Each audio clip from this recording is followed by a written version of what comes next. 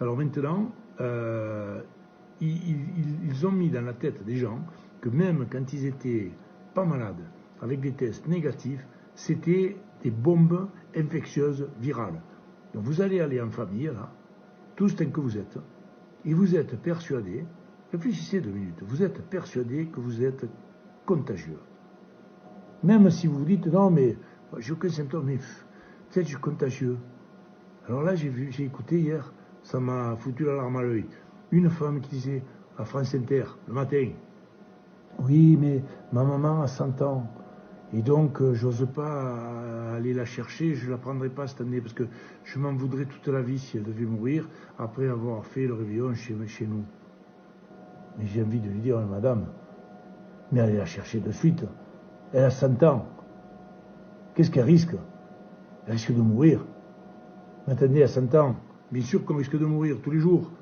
Par contre, ce qui est sûr, et presque certain, c'est que l'an prochain, il ne sera plus. Ou alors, ça sera vraiment encore un coup de chance. Donc, ce Noël, c'est le dernier. Et si c'est pas le dernier, tant mieux. Mais si c'est le dernier, il ne faut pas que vous le loupiez. Donc vous allez la chercher de suite, hein, vous la mettez chez vous, et vous ne faites pas Noël le 25, vous faites Noël le 24, le 25, le 26, le 27, et tous les jours vous l'embrassez 20 fois, sans masque, en lui disant que vous l'aimez. Parce que votre maman, elle ne va pas mourir d'être aimée par sa fille. Hein. Elle va mourir de chagrin si elle est toute seule derrière un plexiglas. Et demandez-lui, les yeux dans les yeux, lui dites, maman, qu'est-ce que tu préfères? Rester toute seule là-bas et te mettre à l'abri du Covid, ou venir chez nous et risquer de l'attraper? Elle va vous expliquer, parce que si elle a 100 ans, elle est née en 1920. Donc elle a traversé la guerre, elle a traversé la crise de 29, elle est née au moment de la grippe espagnole, elle a tout vu. Elle a tout vu. Qu'est-ce que vous croyez que ça lui fait peur à 100 ans, le Covid? C'est à vous que ça fait peur. Alors il faut que vous la preniez dans les bras et que vous lui disiez que vous l'aimez, et elle vous rassurera en vous disant, écoute-moi, n'aie pas peur du Covid, n'aie pas peur du Covid. Au pire, si ça me tue, c'est pas grave, parce que moi, il me tarde de mourir. Parce que tous les gens à 100 ans, ils n'ont qu'une envie, c'est de mourir, mais de mourir dans les bras des gens. Ils ont envie de mourir d'amour, pas de tristesse. Donc si vous la prenez dans les bras, elle risque plus rien. Plus rien. Donc oubliez, tous tant que vous êtes, oubliez que vous allez tuer vos parents en allant les embrasser. Ça n'existe pas, ça. Ça n'existe pas. Voilà, alors donc si vous avez 40 de fièvre, bien sûr.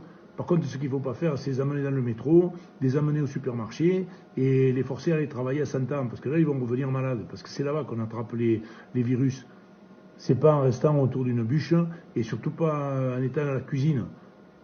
Si vous la mettez dans la cuisine, vous êtes criminel, d'accord? Vous la mettez à votre table et vous l'entourez de tout votre amour, parce qu'il n'y a que ça qu'elle mérite, d'être aimée à 100 ans. Et qu'on lui dise, t'inquiète pas, la vie a été belle, et aujourd'hui, carpe diem. Et on le fera demain aussi. Qu'est-ce que c'est ces conneries-là?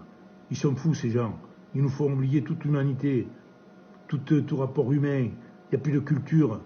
Il n'y a qu'une chose, le commerce, vendre des vaccins, vendre des médicaments, vendre des tests. Mais on s'en fout de toutes ces conneries.